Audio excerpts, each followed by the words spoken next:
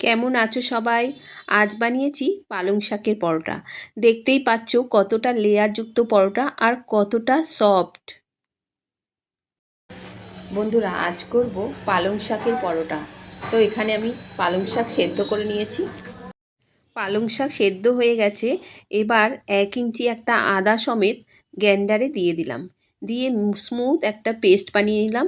আর এদিকে নিয়ে নিলাম 2 কাপের মতো ময়দা। তাতে দিয়ে দিলাম একটু সাদা তিল, সামান্য নুন আর সামান্য চিনি। এবার ওই পালং শাকের পেস্টটাও ময়দার ওপর দিয়ে দিলাম অল্প তেল। এবার সব সমেত ময়দাটা ভালো করে মেখে একটা ডো বানিয়ে ঢাকা দিয়ে রেখে দিলাম।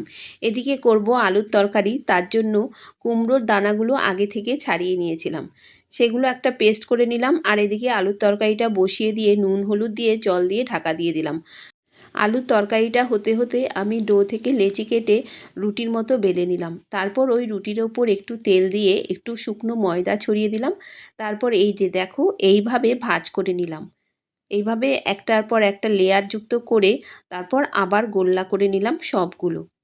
এইভাবে দেখো, আমি যেইভাবে করছি পুরো সেইভাবেই করবে, দেখবে একদম লেয়ারযুক্ত পরোটা হবে।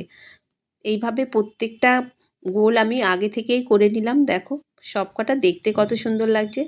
ততক্ষণে এদিকে আলুর তরকারিটাও হয়ে গেছে। ওই যে কুমড়োর দানার পেস্টটা করেছিলাম সেটাও এবার ওপর থেকে দিয়ে নাড়িয়ে চাড়িয়ে রেডি করে রেখে দিলাম। তৈরি হয়ে গেছে পরোটা দিয়ে খাওয়ার জন্য নতুন একটা আলুর তরকারি।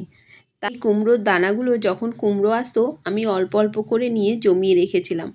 তারপর ভালো করে শুকিয়ে একটু শুকনো খলায় টেলে ছাল ছাড়িয়ে রেখেছিলাম। এই ব্যাপারটা কিন্তু ভীষণ সময় সাপেক্ষ। আগে থেকে রেডি করে রেখেছিলাম, তারপরে পেস্ট করে তরকারিতে দিয়ে দিলাম। ভীষণ ভালো হয়েছিল তরকারিটা খেতে।